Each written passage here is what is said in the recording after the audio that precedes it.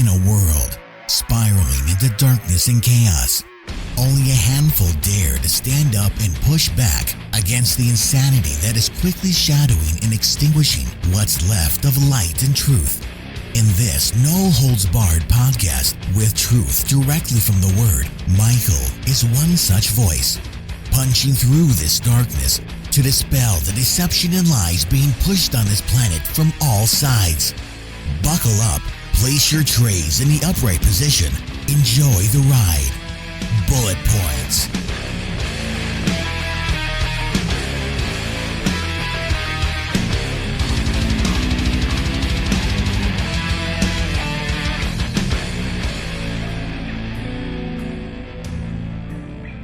Since our last podcast, I pray the listener has made the most of their time to learn the truth of God's Word and grow in understanding, as opposed to being entertained or distracted, as the time at hand, by all accounts, is growing very short.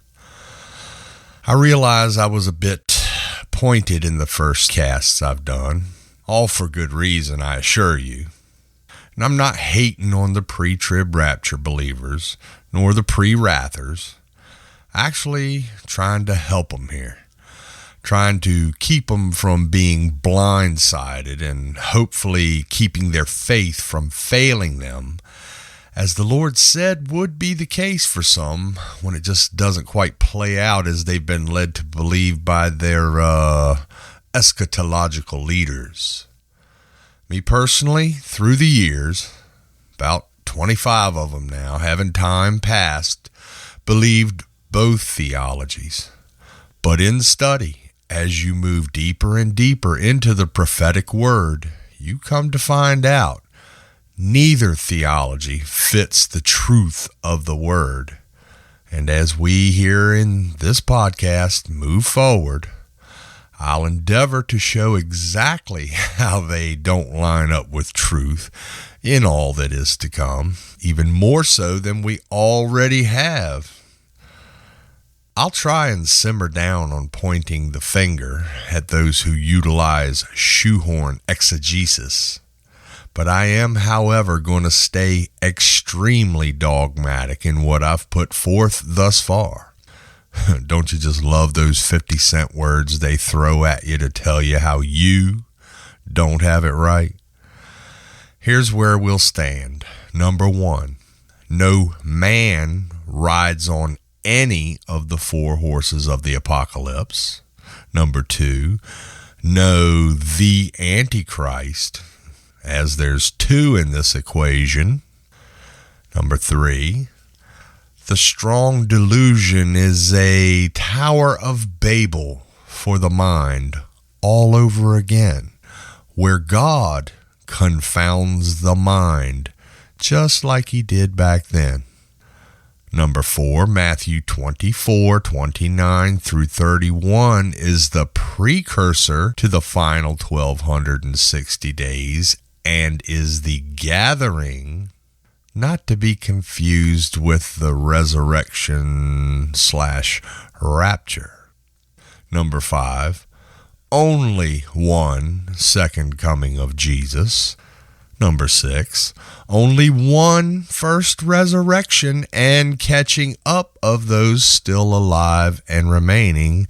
And number 7, truth supersedes man's teachings. I don't care who they are or the empire they've built for themselves, how many books they've written, how many DVDs they've sold, or just how big their ministry is. We're going to fire the truth at the bullseye over and over again.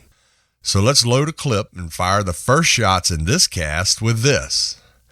If in your course of studying the word, time and the placement of events into it has eluded you thus far, hopefully in this series of podcasts we've embarked on, it's getting a little clearer for you. And certainly I pray it continues to do so. As we fire these next shots downrange, straight for the bullseye, no frills, no fluff, straight from the word. Before pulling the trigger, if you're picking up on this podcast, I would ask of you that you please go back and listen to the first casts.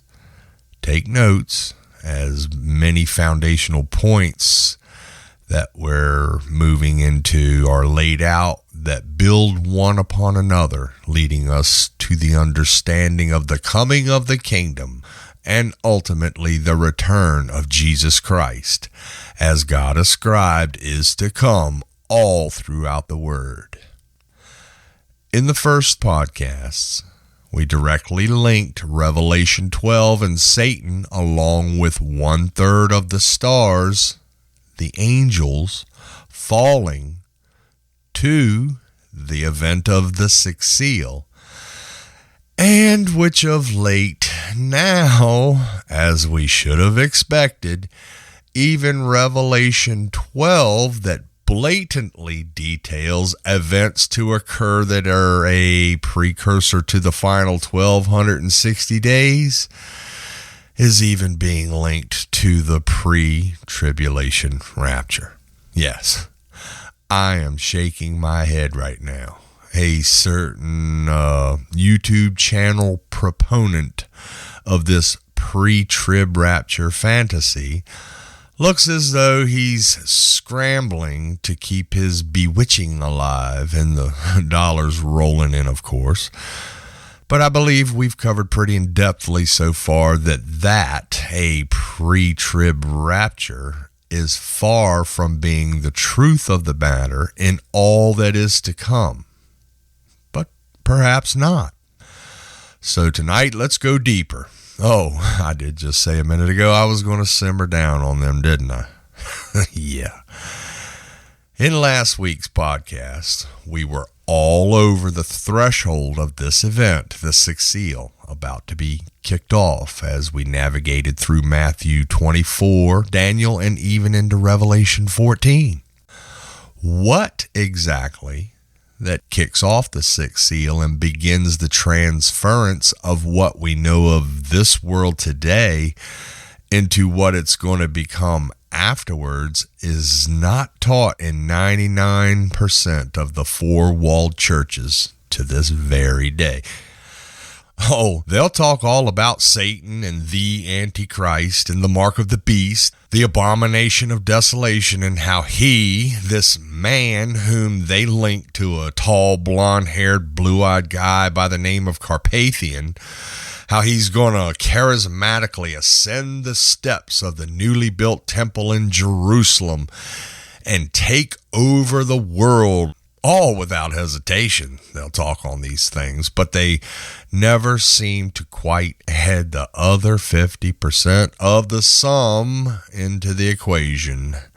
Seems following a Hollywood movie script of The Omen or the Left Behind series of books depicting what's coming is more on the order of the day than actually believing the word in all and who it tells us is to come, as well as just where the believer will be as it all unfolds.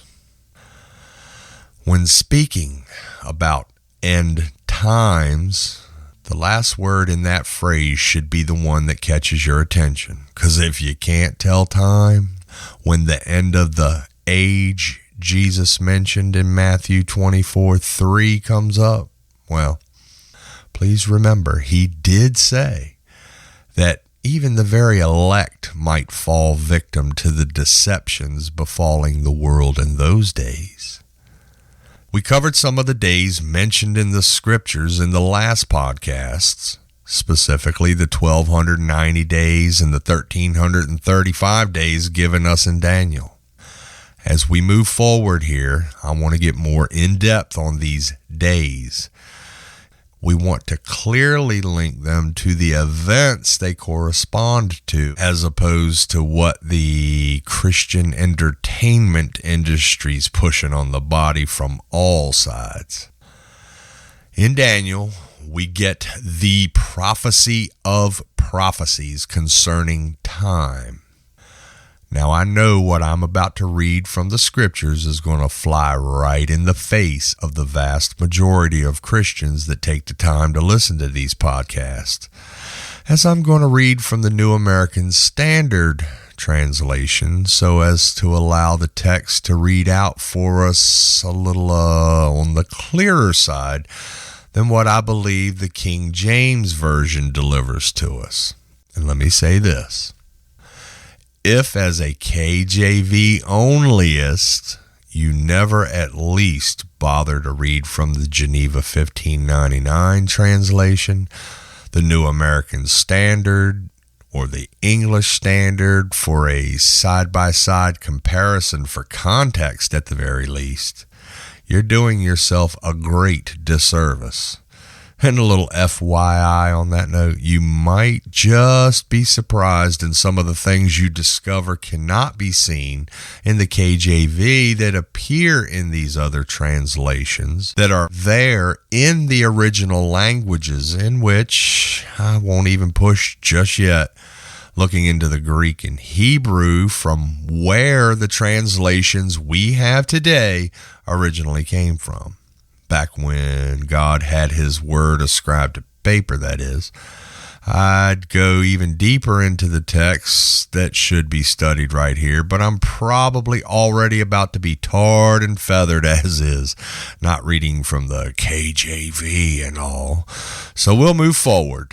Most, even if your shepherd never bothers to take you back into that dusty Old Testament, still will flat out tell you that the following verses I'm going to read are speaking of the Antichrist, for sure. Remember a few minutes ago I mentioned 50% of the sum?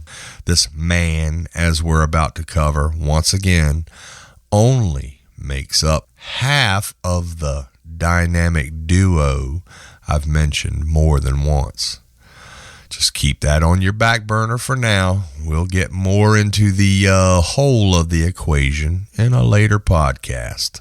I know I've made that promise more than once, but it's coming. Just sit tight. From the NASB, and please do read it in the KJV so you don't think some sham is being pulled over your eyes, for heaven's sake.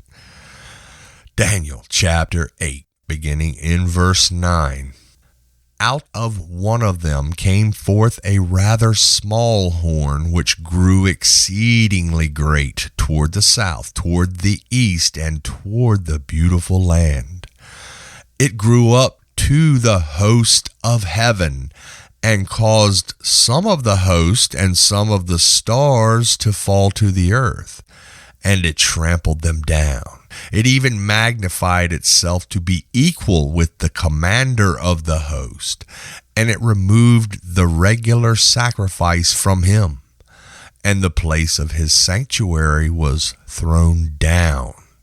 And on account of transgression, the host will be given over to the horn along with the regular sacrifice, and it will fling truth to the ground and perform its will and prosper. Then I heard a holy one speaking, and another holy one said to that particular one who was speaking, "How long will the vision about the regular sacrifice apply? While the transgression causes horror, so as to allow both the holy place and the host to be trampled." He said to me, "For 2,300 evenings and mornings, then the holy place will be properly restored."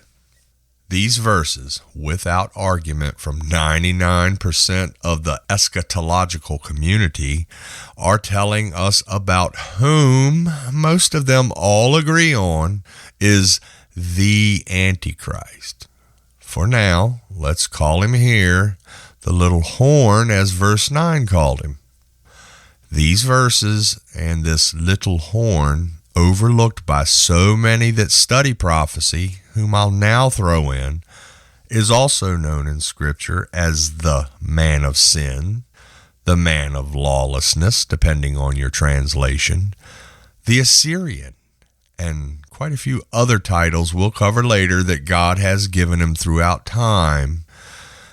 They tell us, without a doubt, these verses, just how he rises to power. Once again, most, and I do say most, call him the Antichrist. I can't stress this enough to begin to get others to realize that there's much more to all of this than just Carpathian signing a 7-year peace treaty with Israel. Please go back and listen to podcast 1 for a little more clarity on this one. And stay tuned for a future podcast on the other 50% of the sum I mentioned, where we will go deeper, like into that abyss kind of deep, and see what's coming up. For this cast, time is our main focus. Verse 14, he said to me, for 2,300 evenings and mornings, then the holy place will be properly restored. 2,300 evenings and mornings. Days, 2,300 days. What few I've heard ever mention in speaking of the times from Scripture is that the 2,300 days here in chapter 8, verse 14, and the 1,290 days of Daniel 12 and verse 11, that they both start with the same exact event. The 2,300 days and the 1,290 days I've mentioned in the last casts both begin with the regular sacrifice, as ascribed here in the NASB. The daily sacrifice in the KJV rendering of the original texts. The tamid in the Hebrew. Let's hear them one after the other in the KJV this time to prove what I just said. This verse is from Daniel 8 and tells us the explanation of start to finish of the 2,300 days. Then I heard one saint speaking, and another saint said unto that certain saint which spake, how long will be the vision concerning the daily sacrifice and the transgression of desolation, to give both the sanctuary and the host to be trodden under foot? And he said unto me, unto 2,300 days, then shall the sanctuary be cleansed. And now from Daniel 12. And from the time that the daily sacrifice shall be taken away, and the abomination that maketh desolate set up, there shall be 1,290 days. These verses here will prove key critical to understand that they're not talking about from the time the AOD walks up onto the Temple Mount and then the daily sacrifice ceases and the 1,290 days then play out. But then again, he does cause the daily sacrifice in the temple here on earth to cease, does he not? 2 Thessalonians 2 says he does. So which is it? Buckle up. These 6 short verses we just read in chapter 8, most of the end time scholars are going to take you right into an explanation of the newly built third temple in Jerusalem that will be the throne of the Antichrist. Now, we're going to put these verses from Daniel 8 in the scope and set the crosshairs on what they're really talking about. Verse 9. Out of one of them came forth a rather small horn, which grew exceedingly great toward the south, toward the east, and toward the beautiful land.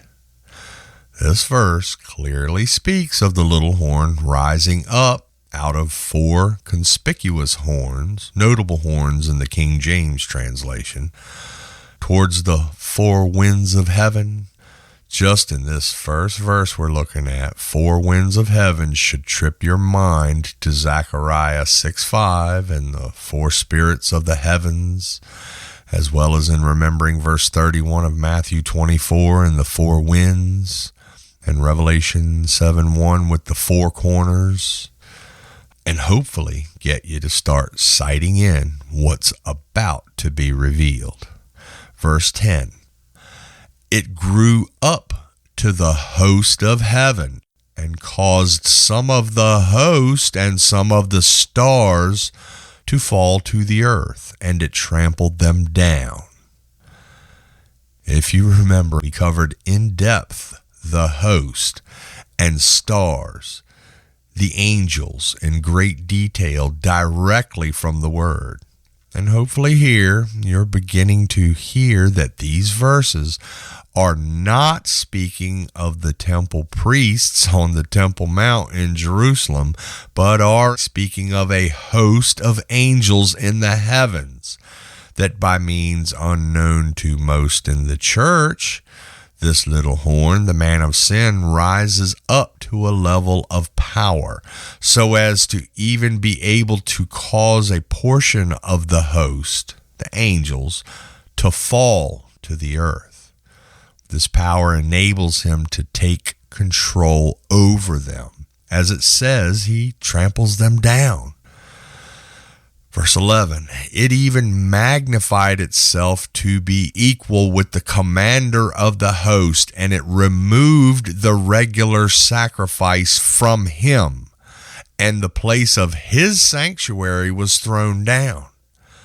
Verse 11 here states that this little horn, the man of sin, becomes powerful enough that he takes this angel's place of the tamid, the regular or perpetual sacrifice.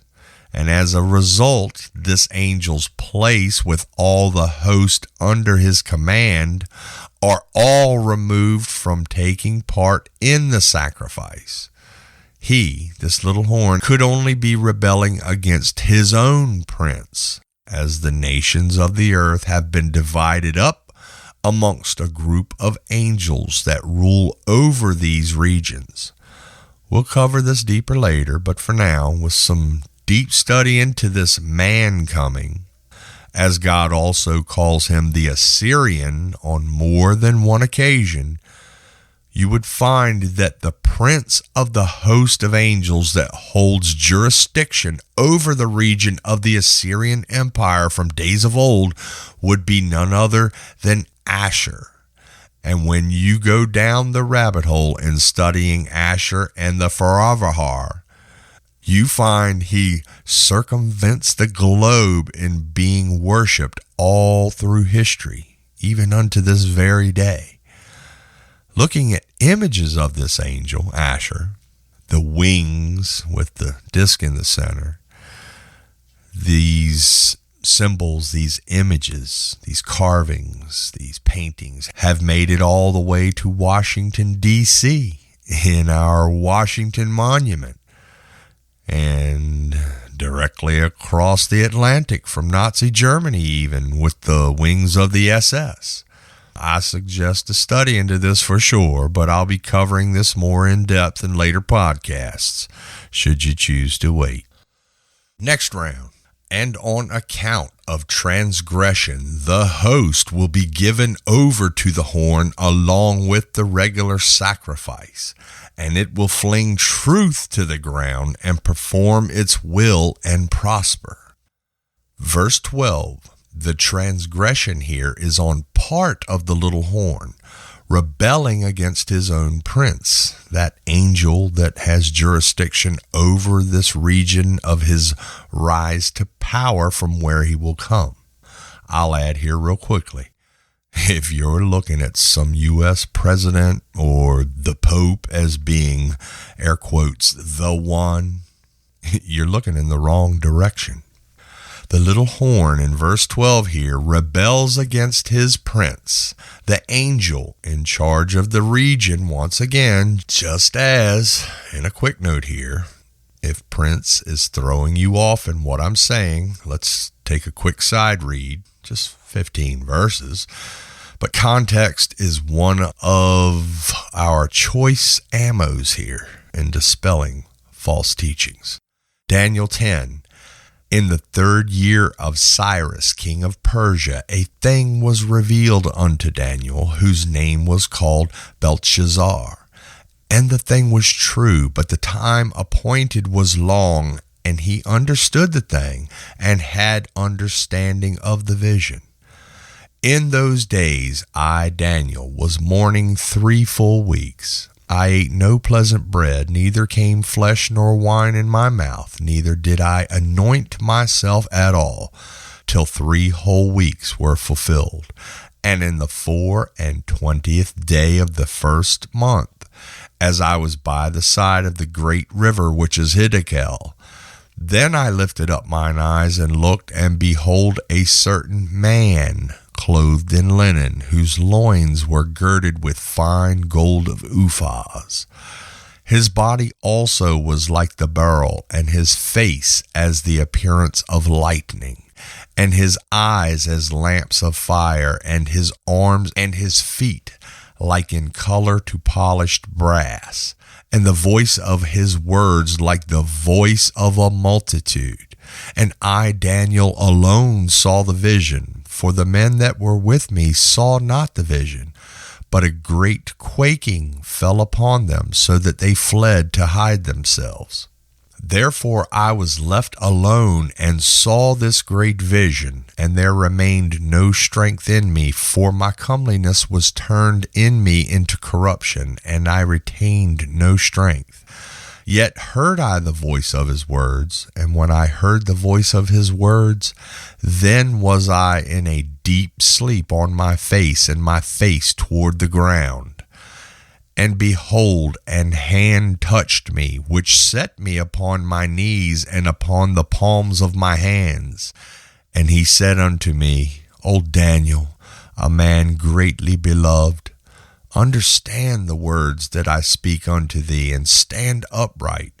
For unto thee am I now sent. And when he had spoken this word unto me, I stood trembling. Then said he unto me, Fear not, Daniel, for from the first day that thou didst set thine heart to understand and to chasten thyself before thy God, thy words were heard, and I am come for thy words. But the prince of the kingdom of Persia withstood me 21 days. But lo, Michael, one of the chief princes, came to help me, and I remained there with the kings of Persia. Now I am come to make thee understand what shall befall thy people in the latter days, for yet the vision is for many days. And when he had spoken such words unto me, I set my face toward the ground, and I became dumb.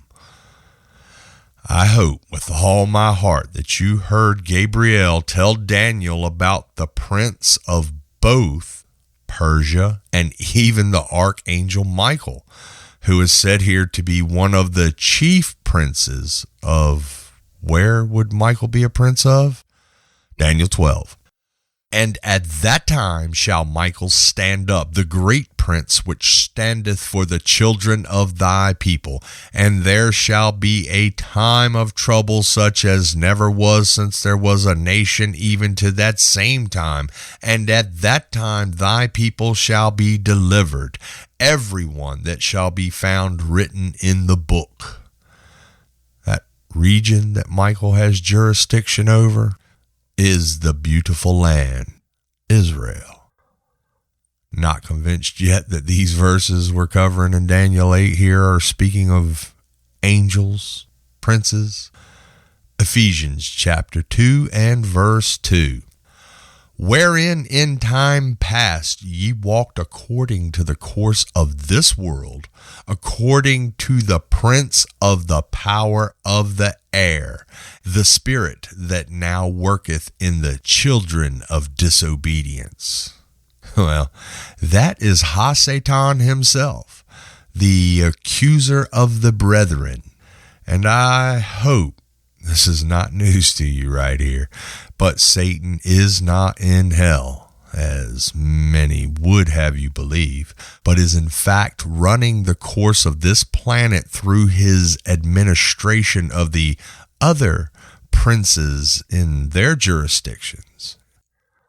And on account of transgression, the host will be given over to the horn, along with the regular sacrifice, and it will fling truth to the ground and perform its will and prosper. The host the order of angels at the place of the tamid, the perpetual sacrifice. They are given over to follow the orders of the little horn. Yeah, you heard that correctly. A man is given the authority of his prince and takes control over a portion of the host and the place of these angels' part in the tamid, the regular or perpetual sacrifice. And the only place where a perpetual, meaning without ceasing in the Hebrew, that any sacrifices are taking place right now, this very day, is in heaven, at that altar that resides forward of the throne room of the Almighty God of Abraham, Isaac, and Jacob. Now, I'll throw a shot down range here of just how I believe the little horn, the man of sin, accomplishes this. And just a note here, this is what we'll call theological conjecture, as I can't outright prove it, but everything I seem to look at and study down the rabbit hole on all kind of points to it being the case. And a forewarning here, I'm not advocating that you go and search out into reading what I'm about to point out by any means, because it's dark, and believers need not read such things. I believe that through craft and understanding dark sentences, as in the power of sorcery, through texts such as the Grand Grimoire, that he uses spells contained in these writings to literally bind the power of his own prince and the prince's host and take charge over them so as to be able to perform lying signs and wonders, perhaps? Yes. The lying signs and wonders will be being performed for the world through this host that he has taken control over. And never before nor ever again will God allow this thing to be done. But as the word tells us that the Assyrian is the axe in God's hand that God himself will use to perform his will for the end times, God, for this reason, this one time, allows this to be accomplished. Back on point. Contrary to what the Christian entertainment industry would have us believe, I pray you can hear that these verses here in Daniel are not speaking of sacrifices beginning again in the new temple to be built in the future on the Temple Mount, but are at that altar in heaven, one in the same altar as we hear of in the fifth seal, where the souls of the martyrs begin to cry out for vengeance to be taken against the wicked for having killed them in the first place. This is the same altar where the prayers of the saints ascend up before God. I hope that rings some bells. And whether or not you can accept it, Daniel 8 verses 9 through 13 are why they begin to cry out. When the tamid ceases, things in heaven, in that throne room, at that altar, are thrown into complete disarray. Now, there's much more in these verses that we could cover, but as time is what we're looking at, I felt it necessary here to explain just how the little horn, the Assyrian, the man of sin, how he rises to power.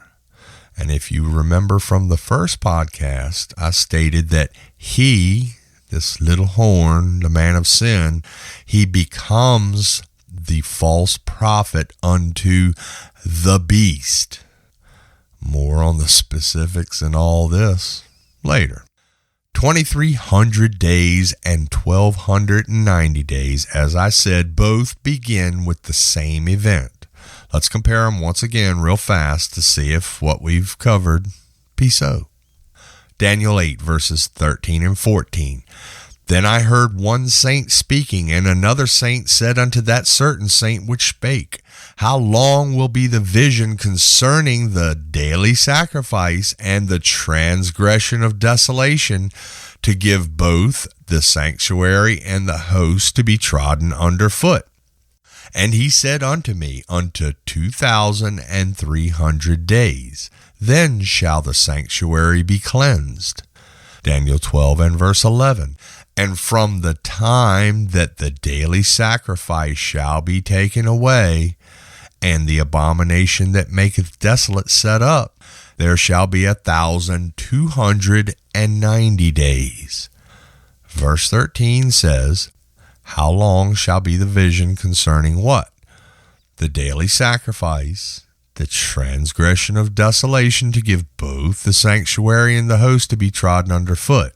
It starts with the daily sacrifice being taken away, up unto the sanctuary being cleansed. Time elapsed 2,300 days.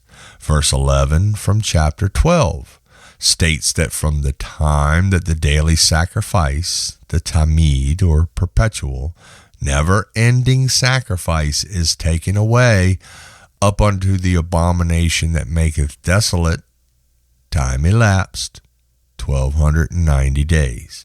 They both start with that daily sacrifice at that altar in heaven, ceasing because of the transgression of the man, the little horn, rebelling against his own prince, and taking over this prince's authority and powers at the Tamid. Now I'm going to read something for you from the NASV. Yes, once again, not utilizing the King James translation. Why? You can't hear it in the KJV. Though I will go ahead and read it for comparison purposes. Let's go KJV first. Verse 27. And he shall confirm the covenant with many for 1 week. And in the midst of the week he shall cause the sacrifice and the oblation to cease. And for the overspreading of abominations he shall make it desolate, even until the consummation, and that determined shall be poured upon the desolate. The he in verse 27 by most is connected directly to the people of the prince that shall come from verse 26 without hesitation. But verse 27 reads as though you're only speaking of one individual, does it not? Now from the NASV, verse 27. And he will make a firm covenant with the many for 1 week. But in the middle of the week, he will put a stop to sacrifice and grain offering. And on the wing of abominations will come one who makes desolate, even until a complete destruction, one that is decreed, is poured out on the one who makes desolate. He makes the firm covenant. He puts a stop in the middle of the week to the sacrifice and grain offering. That's certainly speaking of the same guy. But then it says, on the wing of abominations will come one who makes desolate, until a complete destruction is poured out on the one who makes desolate. I don't know about you, but I hear two in these verses. Just like Revelation 19 tells us when it says, and the beast was taken, and with him the false prophet that wrought miracles before him, which he deceived them that had received the mark of the beast, and them that worshipped his image. These both were cast alive into a lake of fire, burning with fire and brimstone. 2. The beast and the false prophet, that these both are cast alive in the lake of fire when Jesus gets here?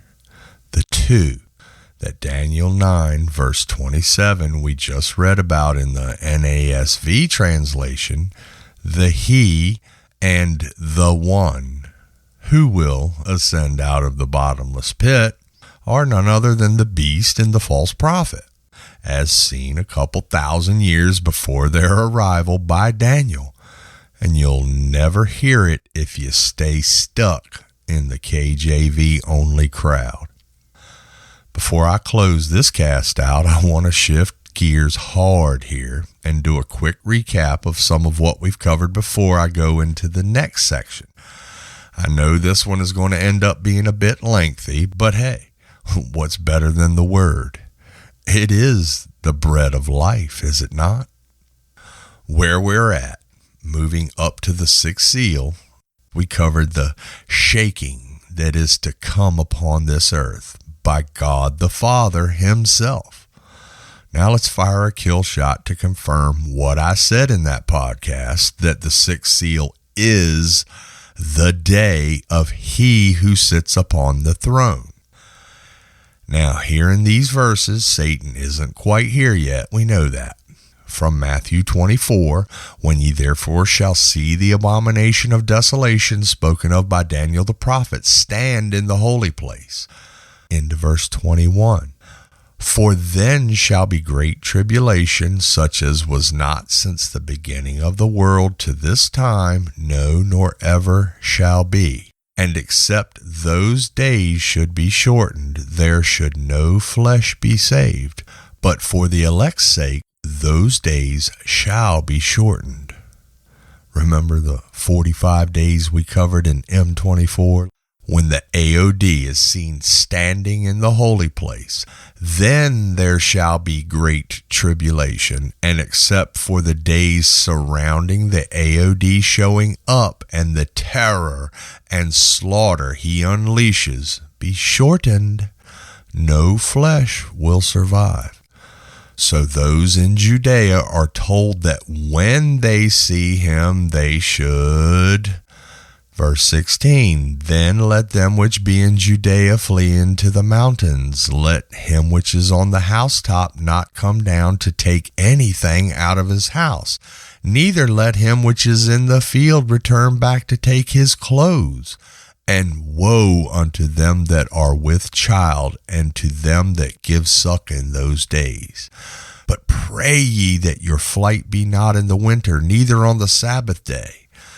Then, Jesus tells us, immediately after the tribulation of those days, those 45 days, then shall the sun be darkened, and the moon shall not give her light, and the stars shall fall from heaven, and the powers of the heavens shall be shaken.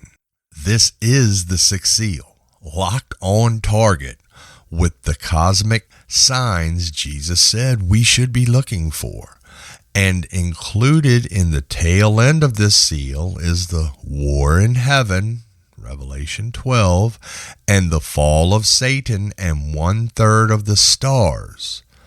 Those days mentioned here in verse 29 are from the time, the 1290th day, when the AOD stands in the holy place and begins his reign of terror up until the time the tribulation trigger is tripped. And a quick note, these are the same those days as mentioned in verse 22 we just read. Continuing. And then shall appear the sign of the Son of Man in heaven, and then shall all the tribes of the earth mourn, and they shall see the Son of Man coming in the clouds of heaven with power and great glory. Then we see the sign of the Son of Man, and then we will be able to look up and see Jesus at the right hand of the Father. But he ain't here yet in these verses. Special note here. I'm going to cover this in depth and put the nails in the coffin for the pre-theology that rapture themselves to the other side of the rainbow in this set of verses, real soon. You don't want to miss that one. On point. Verse 31. And he shall send his angels with a great sound of a trumpet, and they shall gather together his elect from the four winds, from one end of heaven to the other. Once the war between Satan and Michael ends, and he and his host of stars are cast unto the earth, the good guys will be along to gather up the elect and take them to that Goshen-type place for 1,260 days that has been prepared in the wilderness, where the light always seems to shine. The sixth seal starts the earth reeling to and fro like a drunkard, as per Isaiah 24. And that shaking we've talked about, perhaps we should read it. Isaiah 24. Behold, the Lord lays the earth waste, devastates it, distorts its surface, and scatters its inhabitants. And the people will be like the priest, the servant like his master, the maid like her mistress, the buyer like the seller, the lender like the borrower, the creditor like the debtor. Let me stop right here real quick. Boy, sounds like everybody kind of got put on a level playing field, doesn't it? Read Revelation 6 and you might hear some of the same language used in those verses compared to these. Continuing. The earth will be completely laid waste and completely despoiled, for the Lord has spoken this word. The earth mourns and withers, the world fades and withers. The exalted of the people of the earth fade away. The earth is also polluted by its inhabitants, for they transgressed laws, violated statutes, broke the everlasting covenant. Therefore a curse devours the earth, and those who live in it are held guilty. Therefore the inhabitants of the earth are burned, and few men are left. Traversing from verse 6 here to verse 18. Then it will be that he who flees the report of disaster will fall into the pit, and he who climbs out of the pit will be caught in the snare. For the windows above are opened, and the foundations of the earth shake. The earth is broken asunder. The earth is split through. The earth is shaken violently. The earth reels to and fro like a drunkard, and it totters like a shack. For its transgression is heavy upon it, and it will fall, never to rise again. So it will happen in that day that the Lord will punish the host of heaven on high and the kings of the earth on earth. They will be gathered together like prisoners in the dungeon and will be confined in prison, and after many days they will be punished. Then the moon will be abashed and the sun ashamed. For the Lord of hosts will reign on Mount Zion and in Jerusalem, and his glory will be before his elders. Now, I purposefully left out in reading verses 7 through 17, only so as for the listener to hear the effects only of the sixth seal upon the earth. Now, did you hear in these verses I did read the devastating effects of the sixth seal upon the earth? Did you catch in verse 21 where it said that the host on high are going to be punished in this day? Like kicked out of heaven kind of punishment? Kind of just like we've covered in every podcast thus far. Isaiah was shown the day that God himself comes down just like he's done before. At the Tower of Babel should bring back some recollections on the Father doing a drive-by on occasion, perhaps. Let's read a little more from the prophet. Isaiah chapter 2, and I'll read from the KJV this time to keep the peace. Starting in verse 10. Enter into the rock, and hide thee in the dust, for fear of the Lord and for the glory of his majesty. The lofty looks of man shall be humbled, and the haughtiness of men shall be bowed down, and the Lord alone shall be exalted in that day. For the day of the Lord of hosts shall be upon every one that is proud and lofty, and upon every one that is lifted up, and he shall be brought low. And upon all the cedars of Lebanon that are high and lifted up, and upon all the oaks of Bashan, and upon all the high mountains, and upon all the hills that are lifted up, and upon every high tower, and upon every fenced wall, and upon all the ships of Tarshish, and upon all pleasant pictures. And the loftiness of man shall be bowed down, and the haughtiness of men shall be made low, and the Lord alone shall be exalted in that day. And the idols he shall utterly abolish.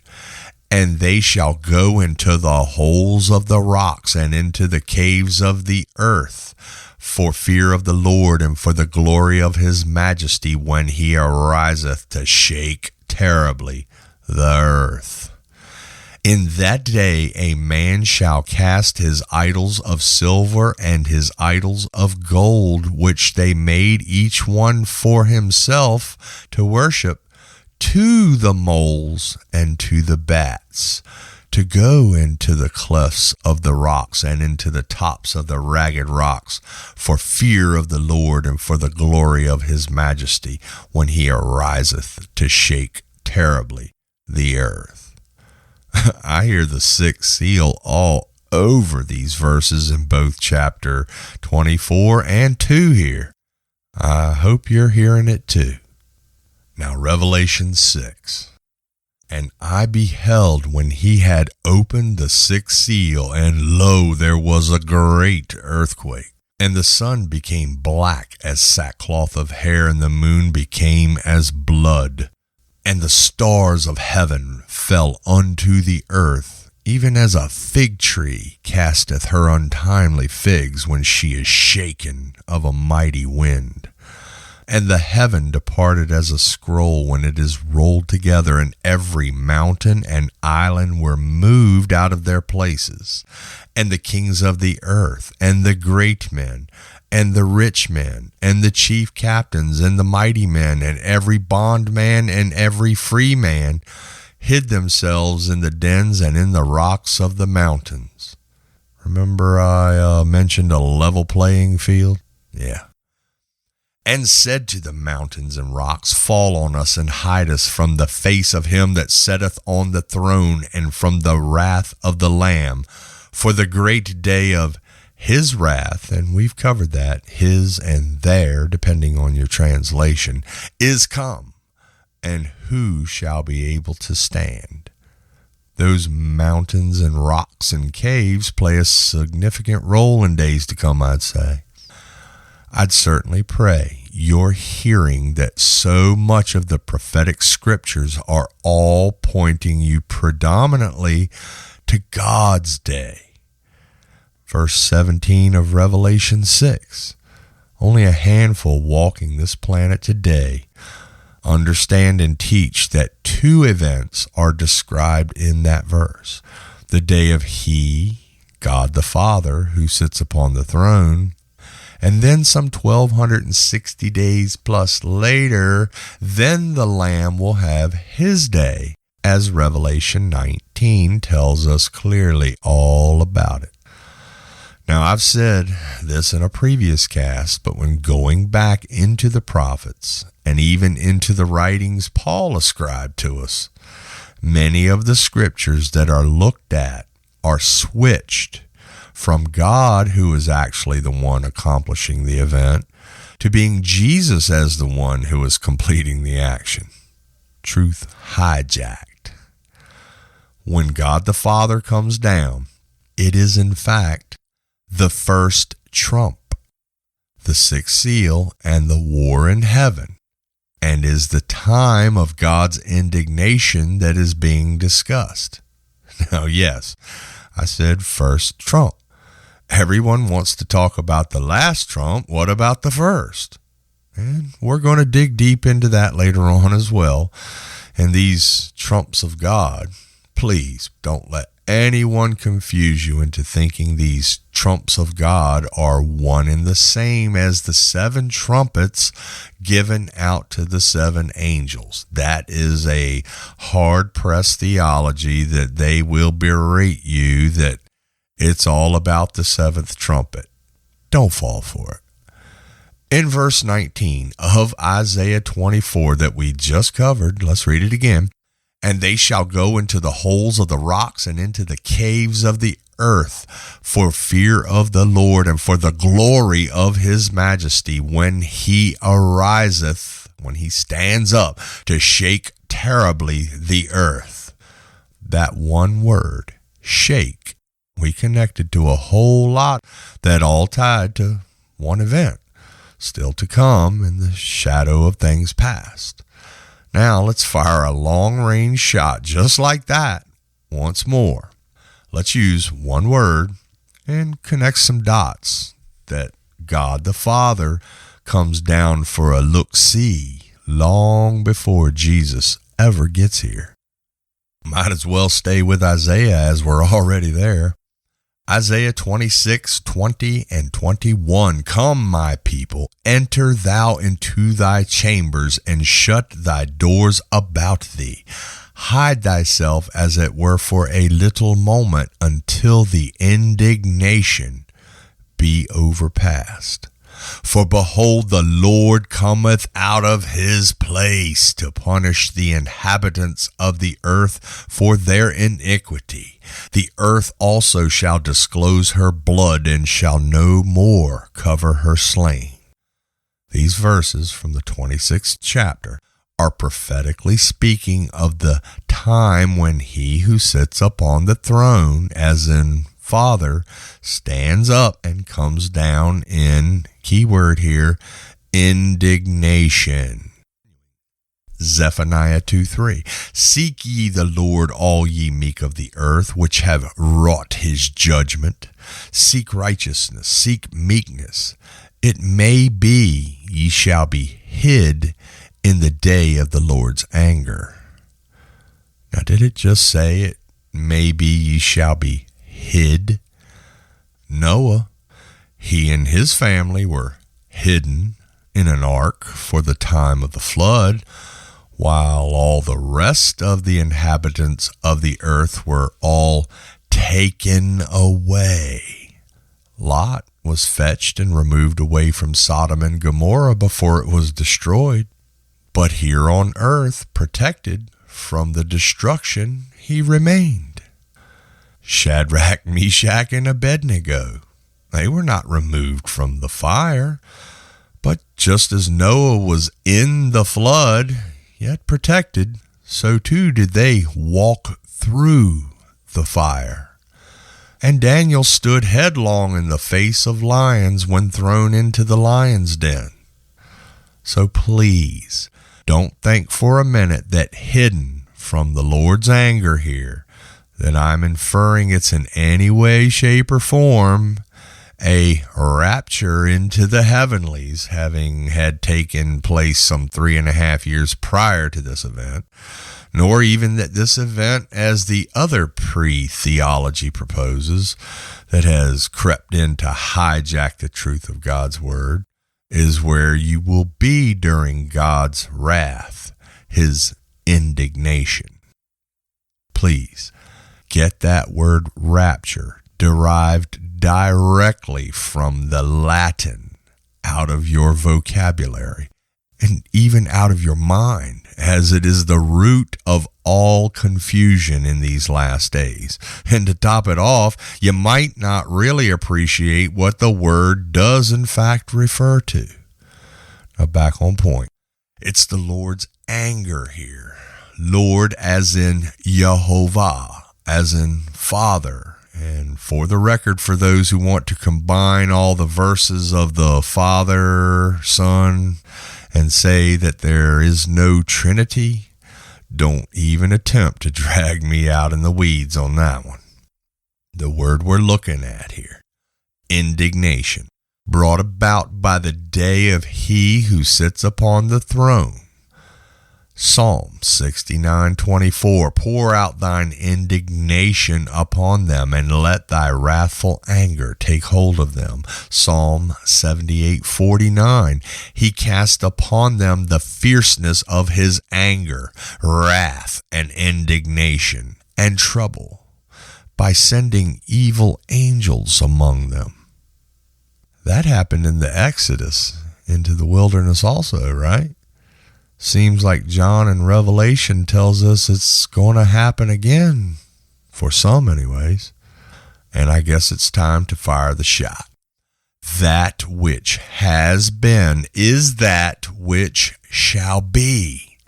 God likes to repeat himself through prophecy, especially in Revelation. It's chock full of it, and we'll cover it sometime. Now, right here is the tribulation trigger that most never talk about. The Assyrian rising unto his position as false prophet of the beast that shall ascend out of the bottomless pit. Isaiah 10:5. O Assyrian, the rod of mine anger, and the staff in their hand is mine indignation. Now, Isaiah just told us here God will use a man as part of his indignation. Isaiah 10:5, for yet a very little while, and the indignation shall cease, and mine anger in their destruction. Isaiah 13:5, they come from a far country, from the end of heaven, even the Lord in the weapons of his indignation to destroy the whole land. Isaiah 30:27, behold, the name of the Lord cometh from far, burning with his anger, and the burden thereof is heavy. His lips are full of indignation, and his tongue as a devouring fire. Isaiah 30:30, and the Lord shall cause his glorious voice to be heard, and shall show the lighting down of his arm with the indignation of his anger, and with the flame of a devouring fire, with scattering and tempest and hailstones. Now, right here, I'd like to say that there are so many prophetic chapters and verses that can be linked to that verse right there. But let's continue. Isaiah 34:2, for the indignation of the Lord is upon all nations, and his fury upon all their armies.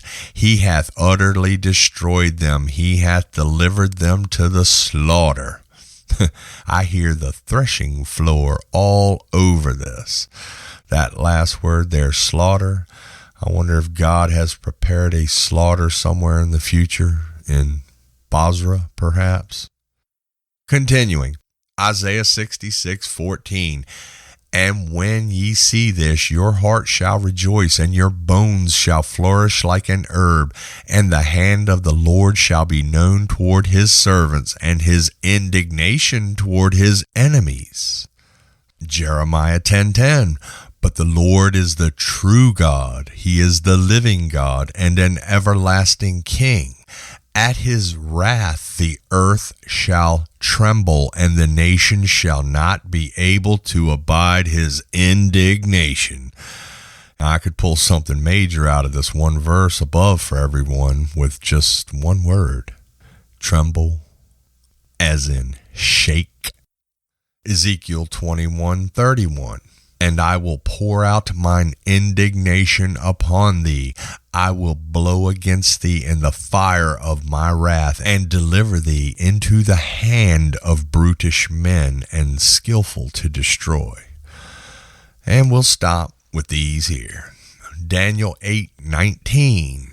And he said, behold, I will make thee know what shall be in the last end of the indignation. For at the time appointed the end shall be. I do believe we've been all over this in these first podcasts. Like Jesus kind of spoke about the end of the world, the end of the age. And we'll cover some more of that in a future podcast. Daniel 11:36. And the king shall do according to his will, and he shall exalt himself and magnify himself above every god, and shall speak marvelous things against the God of gods, and shall prosper till the indignation be accomplished, for that is determined shall be done. Now notice here that is determined shall be done. We've covered that extensively in the last cast. 1,290 days, 1,335 days, 45 days. Okay, one more. Zephaniah 3:8. Therefore wait upon me, saith the Lord, until the day that I rise up to the prey. For my determination is to gather the nations, that I may assemble the kingdoms, to pour upon them mine indignation, even all my fierce anger, for all the earth shall be devoured with the fire of my jealousy. Man, oh man, God's indignation, the day of he who sits upon the throne, when God the Father comes down for some recompense, some shaking upon the heavens and the earth. Two facets in prophecy speaking of the same exact day. Shaking tonight, indignation, and still all over that shaking. And did you catch that word, pray? You need to. From Isaiah 46. Remember this and be assured. Recall it to mind, you transgressors. Remember the former things long past. For I am God, and there is no other. I am God, and there is no one like me, declaring the end from the beginning, and from ancient times things which have not been done, saying, my purpose will be established, and I will accomplish all my good pleasure, calling a bird of prey from the east, the man of my purpose from a far country. Truly I have spoken, truly I will bring it to pass. I have planned it, surely I will do it. Listen to me, you stubborn-minded who are far from righteousness. I bring near my righteousness. It is not far off, and my salvation will not delay. And I will grant salvation in Zion and my glory for Israel. That bird of prey, the man of God's purpose, here in these verses from Isaiah 46, ought to lock right into place with the Assyrian, the rod of God's anger, in whose hand is God's indignation. From Isaiah 10:5, we just covered a few minutes back. Are we starting to hear the dots being connected? This man whom so many call the Antichrist. Well, he certainly is an Antichrist, but as I've stated a few times over, he's only half of a duo that is to come. And we're definitely going to get when the other half of this duo, his little g God, arrives on the scene. Here, beings we're in Daniel tonight, let me fire these verses concerning his God, his little g God, that shall ascend out of the bottomless pit. You should know these verses. And the king shall do according to his will, and he shall exalt himself, and magnify himself above every god, and shall speak marvelous things against the God of gods, and shall prosper till the indignation be accomplished, for that is determined shall be done. Neither shall he regard the God of his fathers, nor the desire of women, nor regard any god, for he shall magnify himself above all. And let me stop right there. If someone has taught you that because it says nor the desire of women that this guy's gay, oh my word, please run, don't walk. But in his estate shall he honor the God of forces, and a God whom his fathers knew not shall he honor with gold and silver, and with precious stones and pleasant things. Thus shall he do in the most strongholds with a strange God, whom he shall acknowledge and increase with glory, and he shall cause them to rule over many, and shall divide the land for gain. A God of forces. Now, remember, we've hammered it into the ground that he's going to rebel against his own prince. Well, here he's honoring a God whom his fathers knew not. So in Assyria, if Asher is worshipped, I wonder just who this strange God that he's going to be worshiping, or is worshiping more than likely right now to this day, I wonder who that God would be. And more on that later. But here's our guy, our little horn, worshiping the God that will ascend out of the abyss. And we're going to get to it. Just hang on.